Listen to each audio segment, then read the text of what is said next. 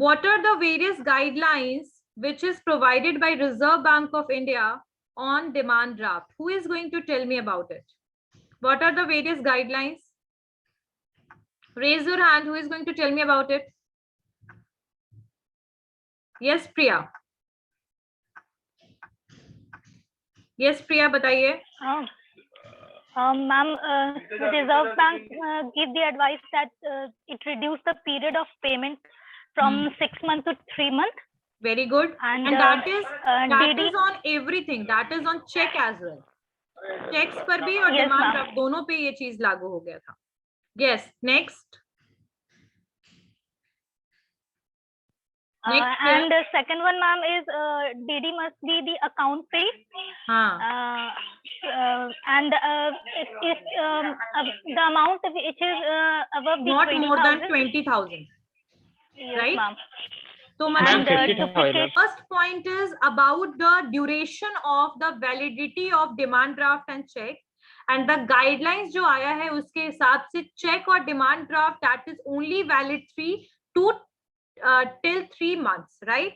Next one is that it is about the account pay. Demand draft में पहले क्या होता था कि अगर मैंने डिमांड ड्राफ्ट किसी को भी दिया, ठीक है, डिमांड ड्राफ्ट अगर मैंने मान लो कॉलेज के लिए बनवाया तो कॉलेज उस डीडी से पैसा भी ले सकता था, लेकिन ये जो अमाउंट है इसको अब फिक्स कर दिया गया है कि 20,000 रुपए तक आप कैश डीडी के थ्रू ले सकते हो, लेकिन 20,000 से ऊपर के जो भी पैसे, 20,000 से पूरे पैसे, मतलब अगर 21,000 का भी डीडी है तो दैट विल बी अकाउंट पे, यानी जिसके नाम से वो डीडी बना है उसके अकाउंट में वो पैसा जाएगा. ठीक है. Now next point, Priya. Priya, next point. Ma'am, must be drawn within the 5 years after the loss of the real DD.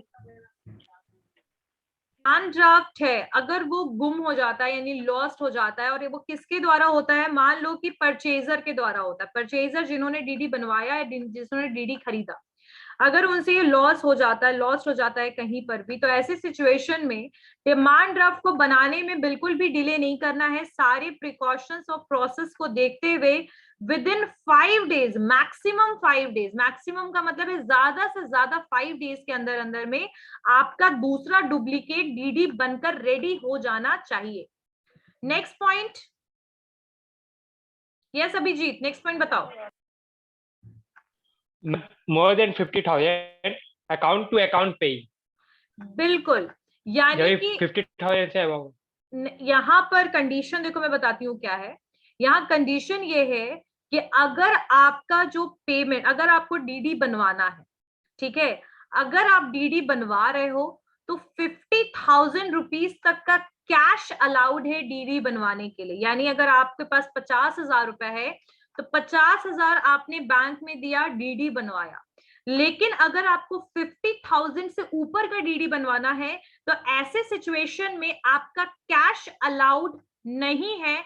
आपको किसी अकाउंट, अपने ही अकाउंट से डिडक्ट कराइए पैसा, या तो आप डीडी बनवाने के लिए चेक दीजिए, लेकिन cash is not allowed above 50,000 rupees.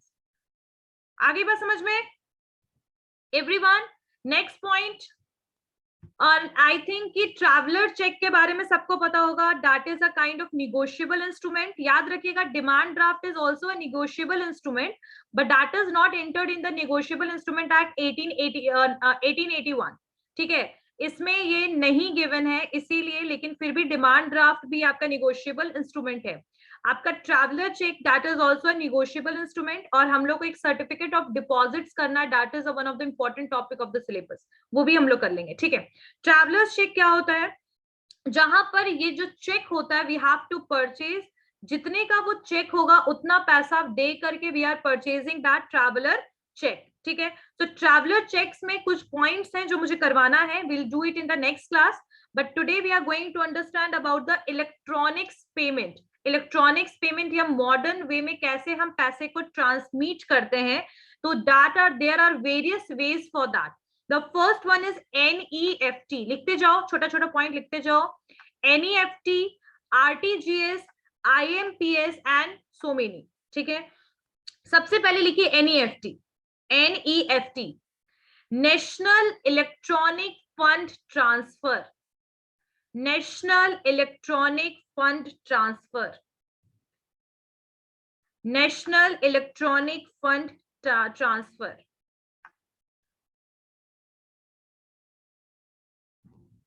ठीक है, अब यहां पर नेफ्ट क्या होता है? आजकल आप लोगों ने नोटिस किया होगा कि बहुत लोग की जो सैलरी आती है अकाउंट में, that is through the NEFT, right? अब एनईएफटी क्या होता है? NEFT is a facilities which is provided by the bank. ठीक है, एनईएफटी में आपको दो चीजों की रिक्वायरमेंट पड़ती है, यानी कि पैसे को ट्रांसफर करने के लिए यहाँ पर दो इंफॉर्मेशन की, यानी दो चीजों की क्या क्या जरूरत पड़ती है? पहला कि यहाँ पर आपको अकाउंट नंबर की रिक्वायरमेंट है। First one is account number and the second one is the IFSC code, IFSC code of the bank. First one is account number and second one is IFSC code. That is more than enough for providing or transmitting the money through NEFT. ठीक है, अब NEFT में कोई भी upper limit यानी कितना पैसा आप ट्रांसफर कर सकते हो, ये चीज डिस्क्राइब्ड नहीं है। यानी NEFT there is a no cap on amount of money that can be transferred, but in the some bank they are limiting the amount under the NEFT, यानी that can be vary according to the bank। ठीक है, कई individual bank कई बार limit को set कर देते हैं। अब NEFT में पैसा ट्रांसफर करने का क्या तरीका है, स्टेप्स क्या है? ठीक है, okay, so what is the steps for the NEFT money transfer? सबसे पहले आपको फंड ट्रांसफर टैब पर जाना है, सिलेक्ट करना है transfer to the other bank, उसके बाद रेसिपेंट का अकाउंट नंबर और डिटेल्स डालना है, सारे टर्म्स कंडीशन को एक्सेप्ट करना है, रीचेक करने के लिए पूरा का पूरा डिटेल आएगा, सैलरी में भी पूरा डिटेल आता है कि सबका अकाउंट नंबर सही है या नहीं, डिटेल चेक कीजिए, उसके बाद फिर आप कंप्लीट कीजिए process. So NEFT is a very, बोल सकते हैं ना कि क्विक, तुरंत से पैसा इमीडिएटली ट्रांसफर होता है। चलिए, next one is the RTGS, next one is the RTGS। इसको लिखिए, तीनों में डिफरेंस बताऊंगी क्या क्या है। नेक्स्ट लिखिए RTGS, real time gross settlement, real time gross settlement, real time gross settlement. ठीक है, रियल टाइम ग्रॉस सेटलमेंट।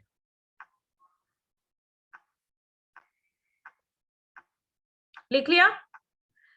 अच्छा, NEFT में लिखा था कुछ? चलिए RTGS में लिखिए। A real time gross settlement or RTGS is similar to NEFT,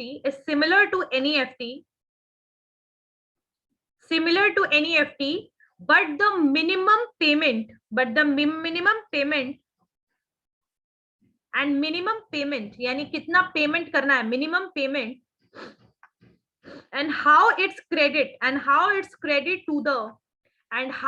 credit to the destination account जिसके अकाउंट में पैसा ट्रांसफर करना है, NEFT, but the minimum payment and how it credit to the destination account differ, यानी कैसे दूसरे के account में पैसा ट्रांसफर करना है, that is different। Okay, so NEFT पे हम लोग RTGS पे थे कि RTGS जो है आपका, इसमें हमने लिख लिया but the minimum payment and how it's credit destination account is differ, यानी जो तरीका है क्रेडिट करने का अकाउंट में वो अलग है आपके NEFT से, लेकिन मकसद दोनों का सेम है कि ट्रांसफर करना पैसा। अगर हमें if you want to transfer more than 2 then you can use this. अगर आपको 2 लोग से ज्यादा लोगों को ट्रांसफर करना है पैसा, तो ऐसे सिचुएशन पे आप RTGS को यूज कर सकते हो। यहाँ पर भी कोई अपर लिमिट नहीं डिस्क्राइब्ड है, यानी आप कितने भी अमाउंट का ट्रांजैक्शन इजिली कर सकते हो। ठीक है, और RTGS जो है ना, that is based on the real time. Real time का मतलब ये है कि ये बहुत जल्दी इमीडिएटली पैसा ट्रांसफर करेगा, immediately the amount will be reflected in the beneficiary's account. ठीक है, और जो बैंक है, the bank of the person to whom the money is transfer get 30 minutes to credit to his or her account, यानी आधा घंटे के अंदर अंदर, सोचो जाए तो बहुत ही कम टाइम में आपका पैसा जो है वो रिफ्लेक्ट हो जाएगा आपके अकाउंट में। ठीक है। अब आरटीजीएस में क्या सिचुएशन है, सेम चीजें हैं, आपके फंड ट्रांसफर टैब में जाना है, transfer to the other bank करना है आपको आरटीजीएस, रेसिपेंट अकाउंट सेलेक्ट कीजिए, रेलेवेंट डिटेल डालिए जैसे आपके एनईएफटी में था, सेम चीज है लेकिन डिफरेंस है, मैं बताऊंगी वो डिफरेंस भी। अब next one is IMPS. IMPS क्या लिखिए, IMPS immediate payment service, immediate payment service, immediate payment service. अच्छा, आईएमपीएस पता है क्या है, आईएमपीएस को बहुत जगह पे बोला जाता है that is the addition of NEFT plus RTGS, ठीक है। सो इमीडिएट पेमेंट सर्विस और IMPS and instant fund transfer है, यहां पर भी इंस्टेंट फंड ट्रांसफर सर्विस है, नाम ही से पता लग रहा है immediate, and it can be used any time, किसी भी समय पे आप इसको यूज कर सकते हो, खैर आरटीजीएस एनईएफटी को भी। IMPS जो है that can be simply defined as the addition of NEFT plus RTGS, ठीक है। अब यहाँ पर ध्यान रखिएगा कि यहाँ पर IMPS में एक चीज है, क्या है वो देखिएगा, in order to avoid the fraud complaints the cap on transactions limit is set very low, यानी इसके ऊपर हमने लिमिट लगा रखा है, ठीक है। आईएमपीएस ट्रांसफर के लिए आपको सिर्फ डेस्टिनेशन के अकाउंट होल्डर का नंबर चाहिए, अकाउंट होल्डर जो है उसका आपको, डेस्टिनेशन अकाउंट होल्डर का आपको, बस यहाँ पर अकाउंट नंबर की भी जरूरत नहीं है, यहाँ पर सिर्फ एक चीज चाहिए that is IMPS ID, that is MMID and his or her mobile number. कुछ समझ आया? यहाँ पर आपको अकाउंट नंबर की जरूरत नहीं है, you don't need to get the account number even, you just need to what you need that is IMPS ID का IMPS ID होता है, ठीक है, MMID कहते हैं, एंड उसका मोबाइल नंबर, रजिस्टर्ड जो मोबाइल नंबर पे अकाउंट है ना, अकाउंट के साथ आजकल मोबाइल नंबर लिंक होता है, तो सिर्फ मोबाइल नंबर और IMPS ID, बस ये दोनों से आपका पैसा ट्रांसफर हो जाएगा, बस दो चीजें चाहिए बस, अकाउंट नंबर तक की भी रिक्वायरमेंट नहीं है, क्योंकि जिस नंबर से आपका कई बार अकाउंट क्या होता है, लिंक होता है, तो सिर्फ दो चीजों से आपका पैसा ट्रांसफर हो जाएगा।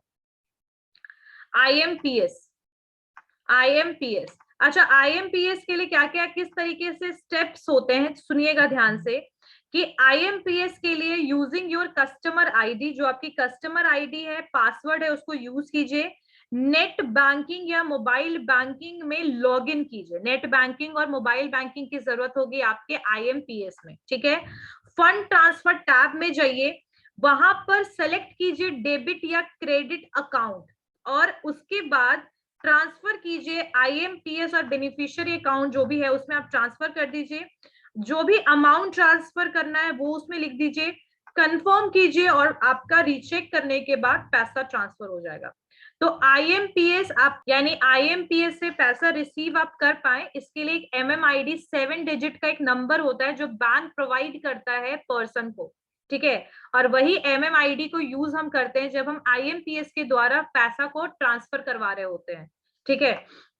तो ये अलॉट किया जाता है आपके बैंक के द्वारा, और ये बैंक तभी अलॉट करता है, the bank will allot MMID when you register your mobile number and account number in which you wish to receive the fund, यानी कि जो MMID है आपका, ठीक है, MMID जो है मोबाइल मनी आइडेंटिफायर,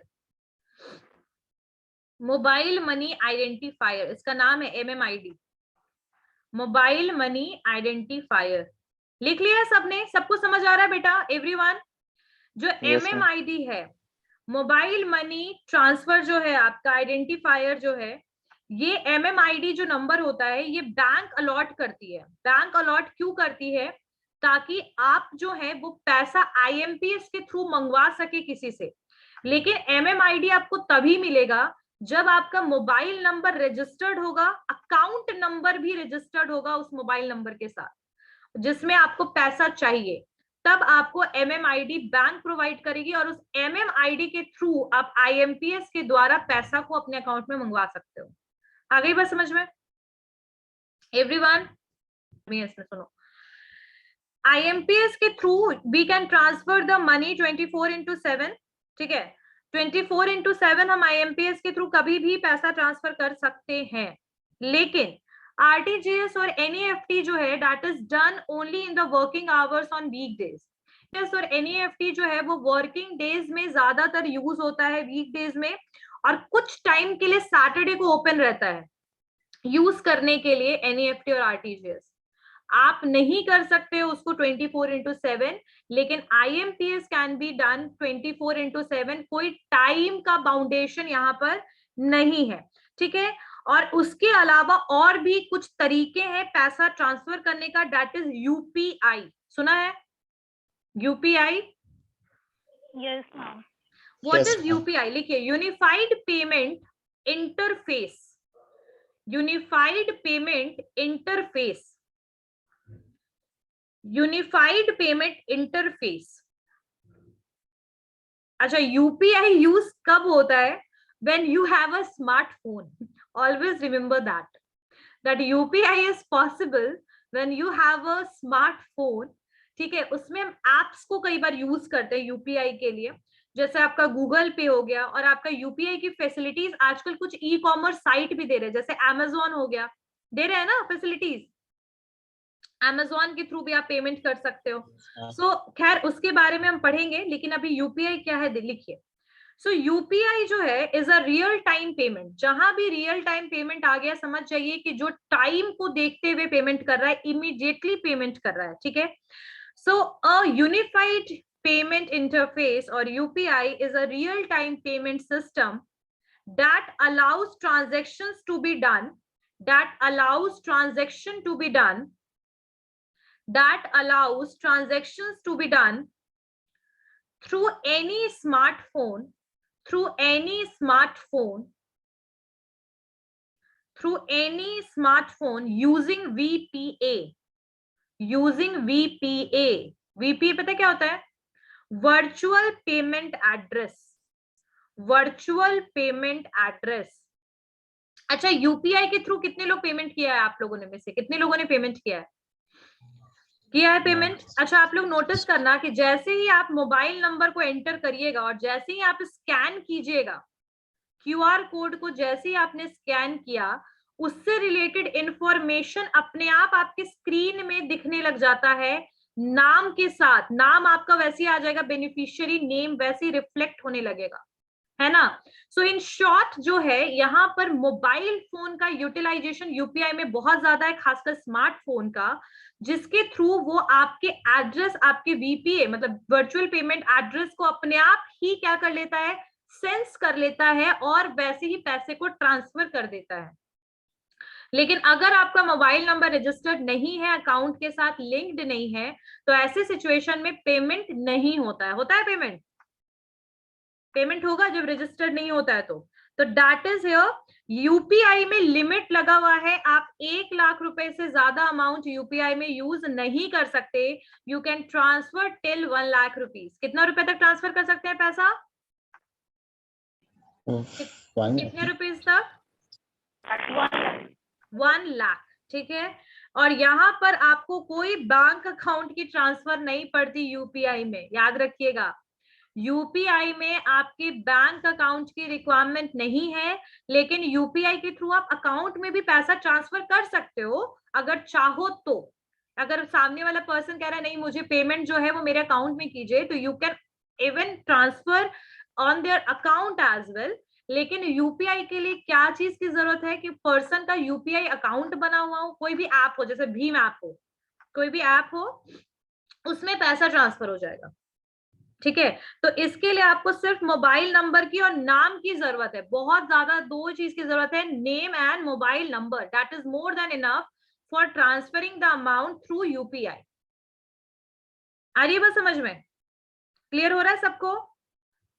और यूपीआई का ऐप जो है वो ट्रांसफर का कितना अलाउ करता है? 1 लाख रुपीज। और मैं एक और चीज बता दूं कि whenever you will transferring the amount more than 10,000 or big amount more than 50,000, you will get a pop-up box in front of that this is a very large amount. You want to transfer this amount or not? They will ask the question. Then after saying yes, then you are able to transfer the fund. And this happened with आपको एक aware कराते हैं, caution लिखे आता है कि that you are going to transfer this big amount to that person or not, ठीक है। तो चलिए एक कंफर्मेशन मैसेज आता है आपके पास। चेक के बारे में तो आई गेस पता ही होगा, चेक क्या होता है, चेक के थ्रू हम कैसे पैसा ट्रांसफर होता है।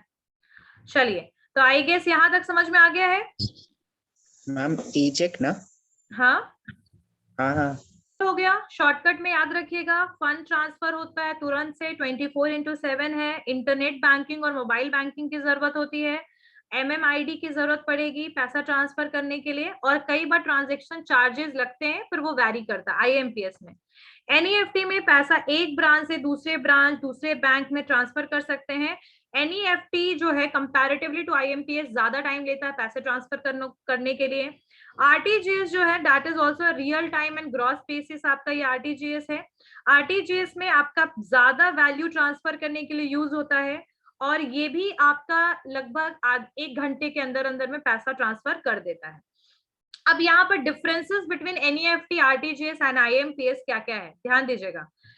NEFT में मिनिमम ट्रांसफर वैल्यू कितना है, 1 लाख। NEFT में लिखिए, मिनिमम ट्रांसफर वैल्यू NEFT में 1 लाख। मिनिमम ट्रांसफर 1 लाख से कम का ट्रांसफर पैसा कर ही नहीं सकते। आ रही है बात समझ में? Minimum transfer of NEFT is 1 lakh. 1 lakh NEFT को यूज 1 लाख से कम में नहीं कर सकते, इसीलिए मैं तुम लोग को एक और, बिकॉज जो मिनिमम अमाउंट है दैट इज 1 लाख। RTGS का मिनिमम अमाउंट है 2 lakh. Minimum transfer value is 2 lakh for RTGS। IMPS के लिए 1 रुपीज। IMPS के लिए 1 रुपीज।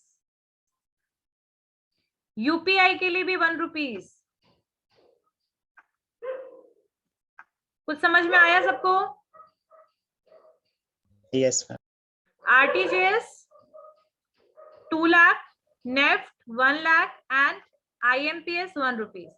मैक्सिमम ट्रांसफर वैल्यू कितना है? मैक्सिमम ट्रांसफर वैल्यू कितना होगा? 10 लाख। मैक्सिमम ट्रांसफर वैल्यू जो है दैट इज नेफ्ट के लिए है, depend upon the customer segment. यानी कि अगर आपके सैलरीड एम्प्लॉइज हैं तो ऐसे सिचुएशन में दैट कैन बी चेंज। तो मैक्सिमम ट्रांसफर वैल्यू जो है NEFT के लिए होगा depend upon the customers segment, यानी कस्टमर सेगमेंट पे डिपेंड करता है कि आप कॉर्पोरेट हो, आप इंडिविजुअल पर्सन हो, आप क्या हो, आप कोई कंपनी हो बड़े, तो उस हिसाब से वो अपर लिमिट बैंक सेट करके आपको देगा। RTGS के लिए नो अपर लिमिट। RTGS के लिए लिखिए no upper limit. RTGS no upper limit. और IMPS में लिखिए, IMPS में लिखिए 2 lakh, upper limit is 2 lakh. IMPS के लिए upper limit 2 lakh.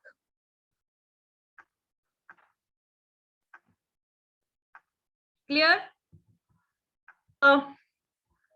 Maximum transfer value में आपका RTGS पे कोई लिमिट नहीं है। नेफ्ट पे कस्टमर सेगमेंट के हिसाब से पैसा के ऊपर आपके कैप्स लगा दिया जाता है, अपर लिमिट। और IMPS में 2 लाख रुपए, अपर लिमिट 2 लाख, मतलब IMPS के थ्रू आप 2 लाख से ज्यादा पैसा ट्रांसफर नहीं कर सकते। और UPI में कितना बताया मैंने? UPI में 1 लाख। 1 लाख। 1 लाख। ठीक है, चलिए टाइप ऑफ सेटलमेंट क्या है? टाइप ऑफ सेटलमेंट किस तरीके से सेटल होगा? यहाँ पर बैचेस, NEFT में बैचेस के हिसाब से सेट होगा, RTGS में 1 to 1 और IMPS में भी 1 on 1। ठीक है, एक एक करके सेटलमेंट होगा, ध्यान रखिएगा, सुनिए ध्यान से। NEFT में बैचेस के हिसाब से सेटलमेंट होगा, यानी कि एक साथ 25-30 लोग का पैसा एक साथ सेटल हुआ, एक साथ। ठीक है, बैचेस के हिसाब से। लाइक एग्जाम्पल के लिए मैं बताती हूँ कि NEFT में कई बार ये चीज होता है कि एक बैंक वाले को पहले पेमेंट चला जाएगा, फिर एक बैंक वालों को पहले पेमेंट जाएगा। और मान लीजिए कि आपने जो NEFT जब यूज कर रहे हो जिस भी बैंक से, अगर उसी सेम बैंक, सेम ब्रांच का बैंक है, तो उनके पास पैसे जल्दी चले जाते हैं। तो वी कैन से दैट कि they are settling the amount in a bulk manner in a batches NEFT में। बट इन द RTGS एक एक करके सेटल होगा, पहले एक पर्सन का, फिर दूसरे का, फिर तीसरे का, लाइक दिस। ठीक है, and in IMPS same thing is happen 1 by 1, 1 on 1 settlement होगा। ठीक है, कोई बच्चा है जो हैंड, क्या है स्पीड ऑफ सेटलमेंट की बात करें अगर हम, तो एनईएफटी 2 घंटे लेता है, 2 आवर्स, 2 आवर्स, ठीक है। और आरटीजीएस लगभग इमीडिएटली, और IMPS immediately, RTGS and IMPS immediately, NEFT it will take 2 to 3 hours, कई बार 4 to 5 आवर्स भी ले लेता है एनईएफटी। एनईएफटी के लिए सर्विस, एनईएफटी में लिखा है 24/7, आपका आरटीजीएस में लिखा है depends on the bank, depends on the bank, and IMPS 24/7। तो आईएमपीएस तो 24/7 श्योरिटी है।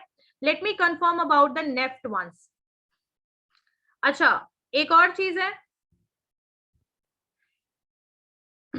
ऑनलाइन एंड ऑफलाइन, आरटीजीएस और ऑनलाइन एंड ऑफलाइन में एनईएफटी और आरटीजीएस दोनों में आपका ऑनलाइन ऑफलाइन दोनों ऑप्शन है। आरटीजीएस एनईएफटी में online and offline both options are there, you have to visit the bank for IMP, for NEFT and RTGS, you can go in the bank and you can do this, मतलब आप करवा सकते हो RTGS और ये आपका NEFT, but IMPS is only done via mobile phone, that's why we require the online. Online ही सिर्फ आईएमपीएस को आप यूज कर सकते हो, लेकिन RTGS and NEFT both are possible through both mode, online and offline. Clear हो गई बात एवरीवन? Yes ma'am. अच्छा, किसी को कोई डाउट है जितना भी मैंने करवाया आज? No ma'am. Anyone have any doubt? No, ma'am. No. No, ma'am. Okay. Kind of electronic fund transfer, and when we are using the modern way of transferring the money, bulk money, कैसे पैसा transfer करने से के लिए हमें क्या क्या factors को देखना चाहिए, we will discuss it in the next class, ठीक है? Okay. Question is, the share of the sponsor bank in the capital of regional rural bank is, sponsor bank का आपका 35% शेयर है, याद रखिएगा 35% share is of sponsor bank, 15% of state government and 50% of the central government. This is the ratio of RRB में जितनी भी bank है उनका इस तरीके से रेशियो है, क्योंकि आरआरबी जो है that is managed by the government, तो गवर्नमेंट और स्पॉन्सर बैंक जो है मिलकर, स्पॉन्सर बैंक में बता दूं आपका एसबीआई भी one of the sponsor bank में पार्ट है, ठीक है। Next question, according to the RBI Act 1934, the minimum paid up capital and reserve of the bank should be an aggregate value not less than, that is 5 lakh. कितना लाख है? 5 lakh. Now the question third, RBI does not act as, answer D, an auditor to the central government, ठीक है, and auditor to the central government. Auditor का काम auditor and controller के पास है हमारे India का, आरबीआई के पास ऑडिट का काम नहीं है, ठीक है। Next question is, in the death of the depositor his nominee becomes, answer C, entitled to receive the deposit but claiming of legal heir is remain unaffected. The answer will be C.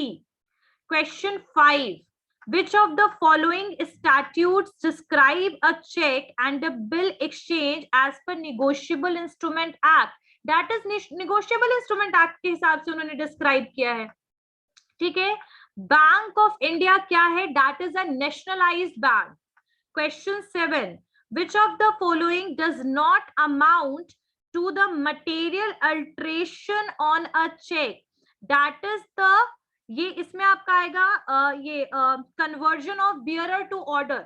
आपका material alteration में आपका नाम भी आ सकता है, material alteration में date भी आ सकता है, but bearer to order, the answer will be conversion of bearer to order. Question number 8, the portion of the total deposit of the commercial bank which it keeps with. अच्छा, तुम लोग एक बात बताओ, जब भी बैंक अपने पास पैसा रखता है बेटा, याद रखिएगा कि the portion total deposit of commercial bank which keep with themselves, यानी अपने साथ रखेगा, that is SLR, statutory liquidity ratio. CRR जब तब होता है जब आप रिजर्व बैंक में जितना कैश डिपॉजिट करते हो, तो एसएलआर होगा स्टैट्यूटरी लिक्विडिटी रेशियो, इसका answer. Who is an apex bank for all the bank? That is RBI, ठीक है। डेवलपमेंट बैंक की अगर बात होती तो सिडबी भी एक डेवलपमेंट बैंक में एपेक्स बैंक है, ठीक है, नाबार्ड भी है और आपका हाउसिंग बैंक भी है। चलिए, higher interest is given on recurring deposit. Recurring deposit में सबसे ज्यादा आपका हायर इंटरेस्ट मिलता है, फिक्स डिपॉजिट से भी ज्यादा और सेविंग डिपॉजिट से भी ज्यादा। याद है, याद रहेगा सबको सारे answers. In the next class we will discuss about the MCQs. ये कौन सा सेट था बेटा? Yes, ma'am. Ashutosh, Ashutosh which set was this? Set A. Set Set A. A. हाँ, तो अब हम करेंगे set B in the next class. Okay, see you all in the next. Anyone have any doubt? NEFT is also available nowadays 24/7। याद रखिएगा 24/7 वो रहता है, लेकिन उसका लिमिट, स्टार्टिंग ही लिमिट 1 लाख है। 1 लाख से कम का पैसा ट्रांसफर नहीं कर सकते, इसीलिए हर एक इंडिविजुअल पर्सन NEFT को यूज नहीं कर सकता। ठीक है, चलिए, see you all in the next class. No, ma'am. Okay.